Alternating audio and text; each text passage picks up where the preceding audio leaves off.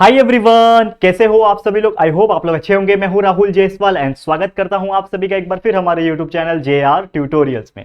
तो दोस्तों, आज अगेन आपके सामने one of the most important commerce के लिए लेक्चर वीडियो लेकर आ गया हूं। एंड बहुत सारे कॉमर्स के बच्चे यहाँ पे सोच रहे होंगे कि यार राहुल सर कहाँ से आ गए कॉमर्स के लेक्चर में। तो दोस्तों यार, आपको मैं बताना चाहूंगा कि यार कॉमर्स स्ट्रीम के लिए जो मैथ्स सब्जेक्ट है उसकी शुरुआत मैंने ही की थी, क्योंकि मैथ्स डिपार्टमेंट मेरा है। तो मैथ्स मैं आपको पढ़ा रहा हूँ। बाकी जो हमारे गौरव सर है स्पेशली जो कॉमर्स के लिए हमारे चैनल से जुड़े हुए हैं, तो वो आपको एसपी पढ़ा रहे हैं, आपको ओसीएम पढ़ा रहे हैं और इकोनॉमिक्स भी पढ़ा रहे हैं। तो आप सोच रहे हो सर इकोनॉमिक्स तो वो पढ़ा रहे, तो आज आप इकोनॉमिक्स का लेक्चर क्यों लेकर आए हो। क्योंकि यार आज इकोनॉमिक्स का मैं आपको बता दूं, ऑलरेडी मैंने स्टार्ट किया हुआ है 11th standard economics chapter number जो 3 है, जिसका नाम है पार्टीशन वैल्यू। ये जो चैप्टर है ये टोटली मैथमेटिकल बेस्ड चैप्टर है, दैट्स व्हाई ये चैप्टर मैं आपको पढ़ाने वाला हूं। बाकी आगे का जो भी चैप्टर है वो गौरव सर पढ़ाएंगे, पहला दूसरा भी गौरव सर ने ही पढ़ाया था। तो आप अच्छी तरीके से देखो। और आप मुझसे अगर सोशल मीडिया पे जुड़ना चाहते हो तो मेरा इंस्टाग्राम आईडी मैं आपको बता देता हूं कहां पे है। चलो लिख देता हूं यहाँ पे, वहां पे मुझे जरूर से फॉलो कर लेना @राहुल जैस। आप इतना सर्च कर लो खाली, राहुल जैस 23, ठीक है। मैं आपको मिल जाऊंगा, फॉलो कर लेना। और बाकी आप लोग को पता ही है क्या करना है, लाइक शेयर सब्सक्राइब तो आपको करना ही है, ठीक है। तो चलो फटाफट से यार, सपना 1 मिलियन का है, काफी नजदीक आ चुके हैं। जरूर से पहुंचाना है 1 मिलियन तक, तो जरूर से शेयर करना हमारे वीडियोस को और सब्सक्राइब करना, ठीक है। चलिए शुरुआत करते हैं। तो आपको याद होगा कि पिछले लेक्चर में हमने आपको बताया था पार्टीशन वैल्यू का मतलब क्या होता है। तो नंबर ऑफ डेटा अगर हम इक्वल पार्ट में डिवाइड करते हैं तो जो वैल्यू होता है उसको हम लोग बोलते हैं पार्टीशन। पार्टीशन का मतलब क्या होता है, पार्टीशन करना, मतलब डिवाइड करना। तो पार्टीशन वैल्यू होता है। अब जैसे एग्जांपल के तौर पे समझेंगे, पार्टीशन वैल्यूज लगभग 3 टाइप के होते हैं। वो मैंने आपको कल के लेक्चर में यानी लेक्चर नंबर 1 जो था इस चैप्टर का, उसमें एक्सप्लेन किया था। पहला था क्वार्टाइल्स, दूसरा था डेकाइल्स, तीसरा था परसेंटाइल्स और एक और था मीडियन। लेकिन मीडियन हमने ऑलरेडी 10th स्टैंडर्ड तक पढ़ा हुआ है, इसके लिए हमने 11th स्टैंडर्ड में उसको नहीं पढ़ना है। लेकिन हमें क्वार्टाइल्स, डेकाइल्स और परसेंटाइल जरूर पढ़ना है। तो सबसे पहला उसमें से आज जो क्वार्टाइल्स है वो हम लोग पढ़ने वाले हैं और लगभग 80%, 70-80% आज हम लोग क्वार्टाइल्स को खत्म कर देंगे with examples. Example numerical solve करवाने वाला हो। तो जो लोग को लगता है मैथ से डर, तो टेंशन आ रहा होगा उनको, लेकिन इस तरह पढ़ाऊंगा कि आपको ये मैथ जो होगा ना वो भी एकदम बच्चों वाला लगेगा, ठीक है। तो ध्यान लगा के देखना। तो सबसे पहले क्वार्टाइल्स का मीनिंग समझते हैं। क्वार्टाइल्स क्या है? Quartiles are the values of data. क्या बोल रहा है यहां पे कि जो क्वार्टाइल्स है they are the values of data which divide the whole set of observation. यानी जो भी ऑब्जर्वेशन हमें दिया, ऑब्जर्वेशन मतलब क्या होता है, डेटा, जो भी नंबर दिए रहेंगे, बहुत सारे नंबर्स आपको दिए रहते हैं, उसको अगर हम लोग देखें ध्यान से और उसको अगर हम डिवाइड करें किसके अंदर, 4 इक्वल पार्ट्स के अंदर। यानी कि अगर आप एक पर्टिकुलर डेटा आपको जो दिया हुआ है, इसको हम लोग ऑब्जर्वेशन भी बोलते हैं, उसको हम लोग 4 इक्वल हिस्सों में डिवाइड कर दें, तो जिसके हेल्प से हमने उसको डिवाइड किया है वो रहेगा मेरा क्वार्टाइल्स। क्या रहेगा? क्वार्टाइल्स। क्योंकि आप अगर क्वार्टाइल के नाम में ही देखो, क्वार्टाइल किससे डिराइव हुआ है? क्वार्टाइल जो है वो डिराइव हुआ है ये वर्ड क्वार्टर से। क्वार्टर आपको पता ही है। अब बहुत सारे बच्चे बोलेंगे सर ये वाला क्वार्टर, अरे वो वाला क्वार्टर नहीं है भैया, टेंशन मत लेना, वो क्वार्टर अलग होता है, ठीक है ना। वो भी क्वार्टर का मतलब समझो पहले, क्वार्टर उसको क्यों बोलते हैं, या फिर ये जो क्वार्टर इसको क्वार्टर क्यों बोलते हैं, क्योंकि बेसिकली हमको पता है एक सर्कल होता है। एक सर्कल को अगर मैं 4 हिस्सों में डिवाइड करूं तो ये जो हिस्सा होता है, एक जो हिस्सा होता है ना ये वाला, ये जो एक हिस्सा है इसको हम लोग क्या बोलते हैं? क्वार्टर बोलते हैं, करेक्ट है। तो इसीलिए ये क्वार्टर मतलब 4 हिस्सा, इसीलिए इसका नाम रखा है क्वार्टाइल्स। अब क्वार्टाइल्स क्या होता है, जैसे मैंने बोला कि इक्वल कोई भी ऑब्जर्वेशन को 4 इक्वल पार्ट में डिवाइड किया तो उसको क्वार्टाइल्स बोलते हैं, और उसी से हमारा 3 क्वार्टाइल्स जो होता है वो बनता है। जैसे कि एक मेरे पास एक सेगमेंट था, लाइन सेगमेंट। लाइन सेगमेंट को मैंने यहां पे एक डिवाइड किया, 1 2 3 लाइन अंदर खींचे, लेकिन कितने हिस्से हुए इस लाइन के? देखो ये एक हिस्सा, ये दूसरा, ये तीसरा, ये चौथा, मतलब ये लाइन को मैंने 4 हिस्सों में डिवाइड कर दिया। अब 4 हिस्सों में डिवाइड किया, लेकिन किसके वजह से ये डिवाइड पॉसिबल हो पाया है? ये वाला, इसके वजह से, इसके वजह से और इसके वजह से। तो ये क्या रहेगा मेरा? Q1 Q2 और Q3। और यही Q1 Q2 Q3 क्या है? ये है मेरे लिए क्वार्टाइल्स। मतलब क्वार्टाइल्स Q1, क्वार्टाइल्स Q2 और Q3। Q का मतलब क्वार्टाइल, तो क्वार्टाइल 1, क्वार्टाइल 2, क्वार्टाइल 3। अब आपको एक और चीज बता दूं कि ये जो क्वार्टाइल 2 होता है, देखो हमारा सेकंड क्वार्टाइल जो होता है, it is nothing but the median. क्या होता है सेकंड क्वार्टाइल? जो ये Q2 जो लिखा है ना, इट इज नथिंग बट ये क्या है? ये आपके लिए है मीडियन। ये आपको ध्यान में रखना है। क्या है दोस्तों? आप लोग के लिए मीडियन है। समझ में आ रहा है कि नहीं दोस्तों? बहुत ज्यादा सिंपल है। मीडियन कैसे निकालते हैं वो सब चीज 10th स्टैंडर्ड तक पढ़ा हुआ है हमने, कोई परेशानी नहीं होगी। तो Q2 is nothing but median. बाकी हमें Q1 और Q3 जो है इसको कैलकुलेट करना होता है, और एग्जाम में जो हमें क्वेश्चन पूछता है, या फिर अभी जो मैं न्यूमेरिकल्स आपको कराने वाला हूं क्वार्टाइल्स के ऊपर, हमेशा आपको पूछेगा कि calculate the value of Q1 and Q3। आपको कुछ नंबर्स दिए रहेंगे बहुत सारे अलग अलग, ठीक है ना। उसको आपको अरेंज करना रहेगा असेंडिंग ऑर्डर डिसेंडिंग ऑर्डर में। मैं आपको बताऊंगा कैसे करते हैं, और उसके बाद उसका Q1 का वैल्यू और Q3 का वैल्यू निकालना होता है with the help of some formulas. अब वो फॉर्मूलेस क्या है वो डिस्कस करेंगे। तो उम्मीद करता हूं कि ये जो बेसिक डेफिनेशन था और मीनिंग था कि क्वार्टाइल्स का मतलब क्या होता है, इसका जो कॉन्सेप्ट था ये आपको समझ में आ गया होगा। तो ये था क्वार्टाइल्स। अब क्वार्टाइल से आगे बढ़ते हैं और जाते हैं फॉर्मूलेस की तरफ। तो फॉर्मूलेस क्या है, यहां पे आप देख सकते हो there are so many formulas, ठीक है।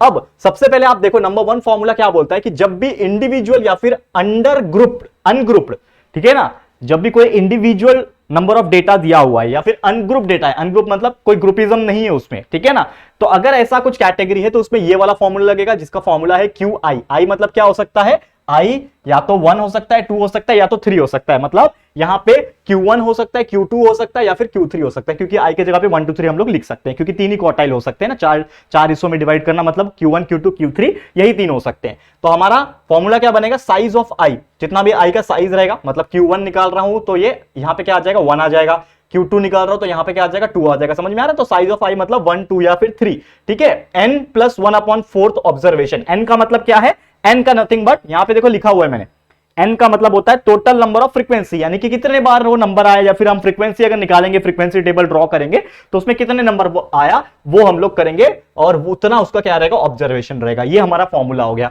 वैसे दूसरा फॉर्मूला एक और है for group data and continuous data. Group data मतलब अगर ग्रुप का डेटा दिया हुआ है या फिर एक कंटिन्यूअस डेटा है, जो हम लोग अभी पढ़ेंगे, ठीक है ना। अब इसके 3 कैटेगरी, जैसे मैंने बोला देखो जो क्वार्टाइल्स का कैलकुलेशन होता है ना, इसमें 3 है। सबसे पहला होता है इंडिविजुअल डेटा, दूसरा होता है डिस्क्रीट डाटा, और तीसरा हो जाता है कॉन्टिन्यूअस डाटा। तो इंडिविजुअल तो ये पहले ग्रुप में आ जाएगा, दैट इज इंडिविजुअल, एंड ये वाला डिस्क्रीट डेटा जो है ना दोस्तों, ये भी इसी में आ जाएगा, दैट इज इंडिविजुअल या फिर अनग्रुप। डिस्क्रीट यानी क्या हो गया, अनग्रुप हो गया। लेकिन जो तीसरा है आप देखोगे कंटिन्यूअस डेटा, तो ये इस ग्रुप में आएगा, दैट इज ग्रुप वाला डाटा या फिर कंटिन्यूअस डाटा।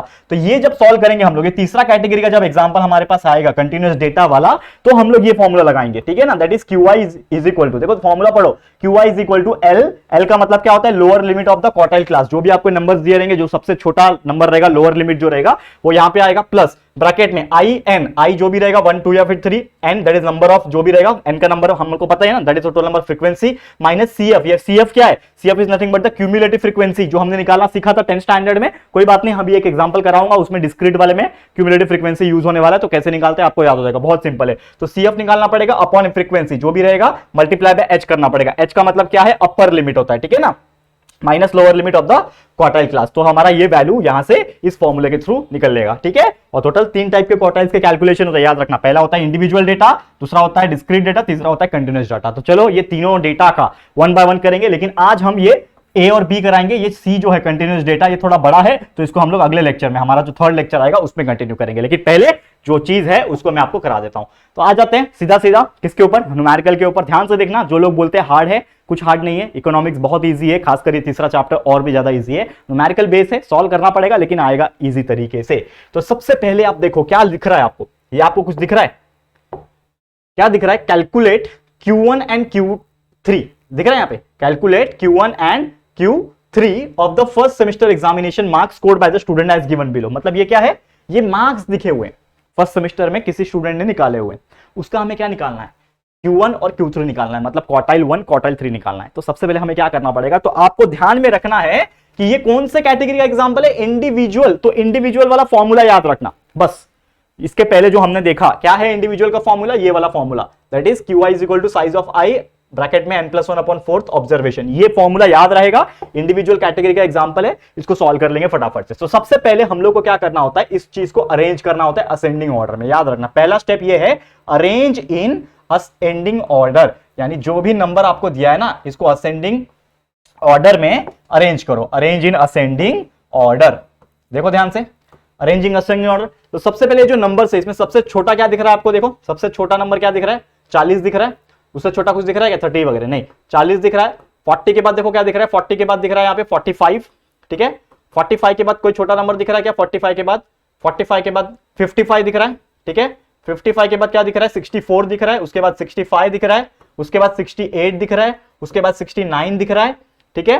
उसके बाद और कुछ दिख रहा है क्या, 69 के बाद सीधा 80 वाला आ गया, तो 83, 84, 82, 83, 84, 85, ठीक है। 82, 83, 84 और ये 85।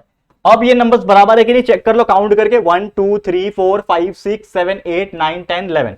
1 2 3 4 5 6 7 8 9 10 11 बराबर है। मतलब जो भी हमें दिया था नंबर्स टेढ़ा मेढ़ा असेंडिंग ऑर्डर में अरेंज किया, जो बचपन में हम लोग पहली दूसरी में करते थे, असेंडिंग ऑर्डर डिसेंडिंग ऑर्डर, याद है? मतलब सबसे छोटा नंबर सबसे पहले, उससे थोड़ा बड़ा, उससे थोड़ा बड़ा, उससे थोड़ा बड़ा, ऐसे करते करते सबसे बड़ा तक गए हम लोग। तो इसको हमने असेंडिंग ऑर्डर में कर दिया। अब असेंडिंग ऑर्डर में करने के बाद इसको काउंट करना है, कितना है? n का वैल्यू आ जाएगा हमारे पास 11, मतलब हमने काउंट किया टोटल कितना था? ये 11 था, तो n इज इक्वल टू 11 ये आ गया। अब सीधा सीधा हम लोग क्या निकालेंगे? Q1 निकालेंगे। तो Q1 का फॉर्मूला क्या है?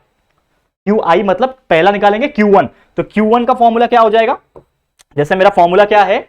QI size of I bracket में n+1/4, लेकिन यहां पे QI की जगह पे I में कितना ले रहा हूं? पहला 1 ले रहा हूं, तो यहां पे 1 ले रहा हूं, तो ये भी वैल्यू क्या हो जाएगा? 1 हो जाएगा। तो 1 मल्टीप्लाई बाय n+1/4, यानी कि डायरेक्ट लिख सकते हैं हम लोग n+1/4। ठीक है, डायरेक्ट लिख सकता हूं मैं। Q1 इज इक्वल टू क्या हो जाएगा? दैट इज यहां पे हम लोग लिखेंगे साइज ऑफ n+1/4।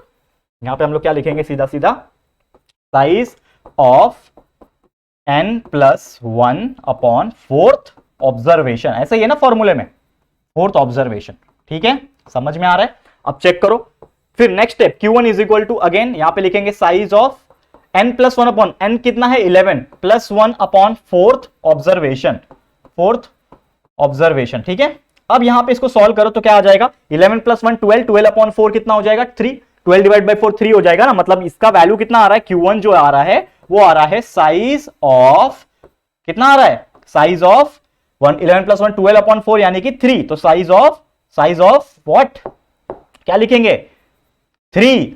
TH तो नहीं आता है 3 के ऊपर, तो RD लिखेंगे, दैट इज थर्ड ऑब्जर्वेशन। मतलब मेरा जो Q1 का वैल्यू आ रहा है वो थर्ड ऑब्जर्वेशन आ रहा है। इसका वैल्यू सॉल्व करके कितना आया? 3 आया, तो मतलब मेरा क्या आएगा? Third observation. तो हमारा जो Q1 का आंसर जो आएगा ना, वो हमारे जो असेंडिंग ऑर्डर हमने जो अरेंज किया है ना, उसमें से थर्ड ऑब्जर्वेशन रहेगा। तो असेंडिंग ऑर्डर क्या है इसमें? देखो, पहला, दूसरा, तीसरा नंबर क्या है? 55 है, तो Q1 का आंसर आ गया 55। This is your answer. कितना आसानी से निकाल दिया, देखो आंसर कितना आसानी से आ गया। यही है Q1 और Q3 पूछा था ना, Q1 आपने निकाल दिया। देखो कितना सिंपल था, है कि नहीं मजेदार? तो यार यही है, मैथ्स यूज हो रहा है लेकिन बहुत इजी तरीके से यूज हो रहा है। ऐसा नहीं है कि आपको इंटीग्रेशन डेरिवेटिव सॉल्व करना है जो साइंस के स्ट्रीम वाले बच्चों को करना है, कॉम्प्लेक्स नंबर सॉल्व करना है।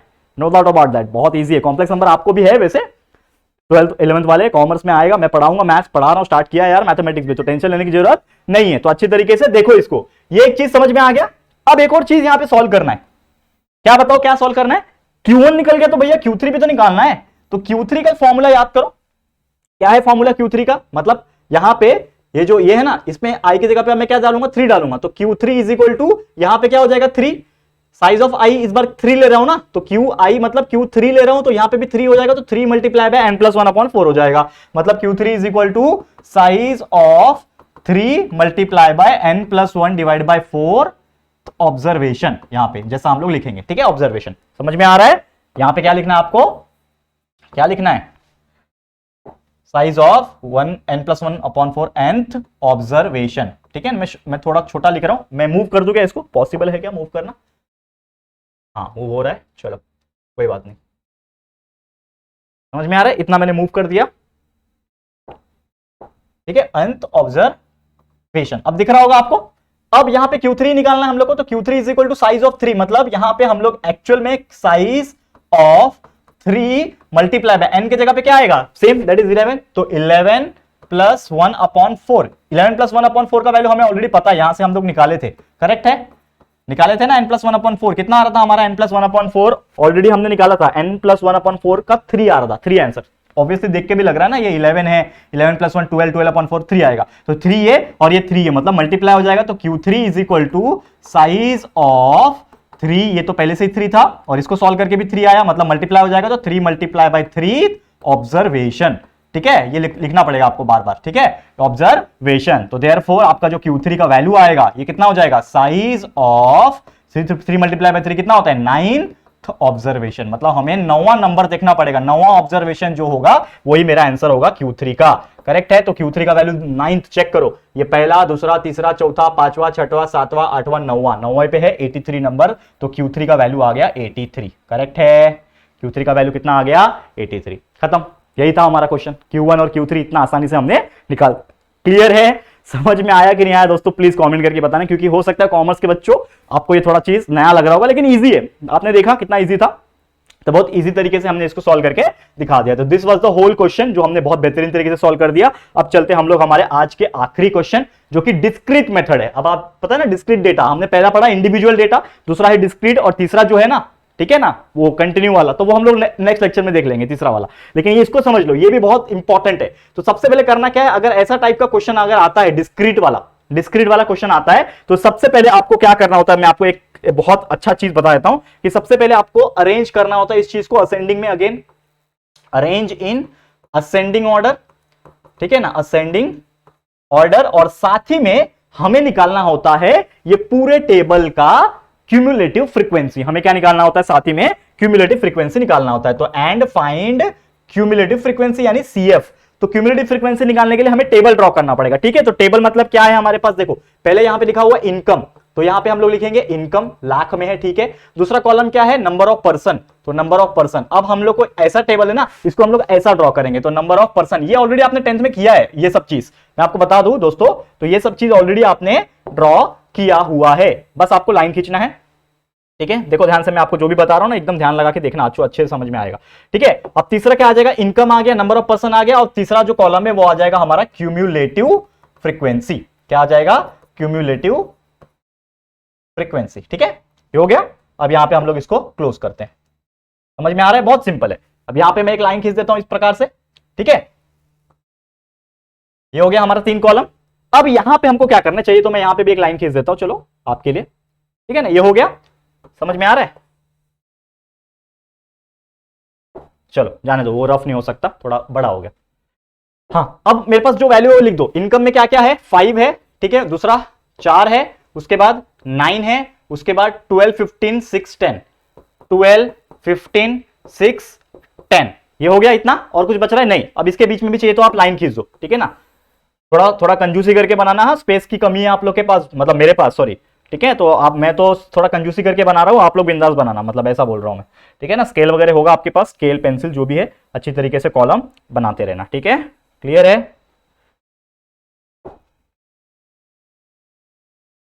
हाँ। लास्ट वाला ये बन गया मेरा कॉलम, हाँ बन गया, हो गया। देखो हमारा कॉलम बन गया, थोड़ा ऊपर नीचे टेढ़ा मेढ़ा बन गया, लेकिन बन तो गया। लेकिन अब यहां पे हमको करना क्या है, देखो ये तो आपके लिए बहुत सिंपल काम है। सबसे पहले ये वाला कॉलम लिख दिया आपने, दैट इज 5, 4, 9, 12, 15, 16, 5, 4, 9, 12, 15, 16 लिख दिया। उसके सामने 5 के सामने क्या है, 8 है, लिख दिया। 4 के सामने 6 है तो लिख दिया 4 के सामने 6। 9 के सामने क्या है, 12 है, फिर 8 है, फिर 6 है, फिर 9 और 10 है, करेक्ट है, ये हमने लिख दिया। अब आपको क्यूमुलेटिव फ्रीक्वेंसी कैसे निकालनी, तो मैं आपको बता दूं। हाँ, और एक और चीज, इसमें एक चीज आपको बिल्कुल ध्यान में रखना है कि आपको ये जो नंबर ऑफ पर्सन वाला कॉलम है, देखो इनकम जो कॉलम है, इनकम वाला कॉलम क्या है आपके लिए, एक्स है। नंबर ऑफ पर्सन वाला जो कॉलम है वो आपके लिए फ्रीक्वेंसी है, एफ, ठीक है। और ये जो क्यूमुलेटिव फ्रीक्वेंसी है उसको ही हम लोग सीएफ बोलते हैं, करेक्ट है, वो आप ब्रैकेट में लिख देना। तो यहाँ पे जो क्यूमुलेटिव फ्रीक्वेंसी है ना, उसको निकालने के पहले यहाँ पे ना आपको एन का वैल्यू मिल जाएगा। एन मतलब क्या होता है, ये सभी का टोटल, 8 + 6 14, 14 + 12 26 + 34 40 49 एंड 59। तो मतलब हमारा जो एन का वैल्यू आ रहा है वो कितना आ रहा है, 59 आ रहा है। ये पूरा प्लस करके टोटल आ गया एन का वैल्यू 59, जो कि हमारा फ्रीक्वेंसी बोलते हैं जिसको हम लोग, ठीक है। ये आ गया आपका। अब ये जो क्यूमुलेटिव फ्रीक्वेंसी है, तो सबसे पहले आपको हमेशा एक चीज याद रखना है कि नंबर ऑफ पर्सन जो भी रहेगा ना वो आपको लिखना है। क्या लिखना है, क्या लिखना है दोस्तों, जो भी रहेगा सबसे पहला आपको क्या दिख रहा है, ये 5 के सामने 8 दिख रहा है, करेक्ट है, 5 के सामने 8 दिख रहा है ना, तो यहां पे 8 लिखो। 5 के सामने 8 लिख रहा है, जो ये पहला फ्रीक्वेंसी है ना वो क्यूमुलेटिव फ्रीक्वेंसी में सेम टू सेम आता है। लेकिन जो अगला नंबर यहां पे आएगा ना, अगला नंबर जो आएगा ना, वो याद रखना इसको प्लस करके आएगा। तो ये 8 का 8 लिख दिया, लेकिन ये 8 को अगले नंबर से प्लस करूं तो क्या होता है 14, तो वो इधर आ जाएगा, ठीक है। फिर ये अगला नंबर को प्लस करो, 14 था हमारे पास, 14 को 12 से प्लस करो, कितना हो जाएगा दोस्तों, 26, सॉरी, ठीक है, 26 हो जाएगा। समझ में आ रहा है। तो इसी प्रकार से आपको आगे बढ़ते रहना है, ठीक है। देखो यहां पे एक मिनट, क्या गड़बड़ हुआ, 8 आ गया, 8 + 6 14, 14 + 12 26, 26 + 8 हो जाएगा 34, 34 + 6 40, ठीक है, 40 + 9 इज 49, ठीक है, और 49 + 10 इज 59, ठीक है। ये आ गया क्या, बराबर बराबर। अगर यहां पे भी 59 आया और टोटल भी प्लस करके 59 आ रहा है, मतलब हमारा आंसर करेक्ट है, ठीक है। यहां तक समझ में आ गया। अब आपने सीएफ निकाल लिया। CF आपका निकल गया। उसके बाद आपको जाना है नेक्स्ट स्टेप पे। तो नेक्स्ट स्टेप आपको ध्यान में रखना है, हमको एक्चुअल में निकालना क्या है दोस्तों। अगर मैं आपको सीधा सीधा क्वेश्चन पूछूं, आपको निकालना क्या है, Q1 और Q3। क्वेश्चन में देखो Q1 पूछा है और Q3 पूछा है, फाइंड Q1 Q2 ये डेटा का हेल्प से। तो Q1 मतलब वही फॉर्मूला लगेगा, दैट इज डिस्क्रीट वाला, ठीक है। तो हमारा फॉर्मूला तो वही रहेगा, that is Q1 is equal to size of n+1 upon 4th observation. यही फॉर्मूला है ना हमारे लिए, तो यही फॉर्मूला है, ठीक है। तो यहां पे हम लोग Q1 निकाल रहे हैं, तो Q1 is equal to size of मतलब 1 ही रहेगा, दैट इज n कितना है हमारे पास, यहां पे देखो 59 है n, तो n is equal to 59 plus 1 upon 4th observation, upon 4th observation. तो इसको सॉल्व कर लो, कितना आ रहा है, 59 प्लस 1 होता है 60, 60 डिवाइड बाय 4 कितना होता है 15, मतलब Q1 इज इक्वल टू क्या हो जाएगा 15th ऑब्जर्वेशन, ठीक है ना, 15th observation, size of 15th observation. यहां पे साइज ऑफ लिख देना, ठीक है, यहां पे मैंने लिखा नहीं,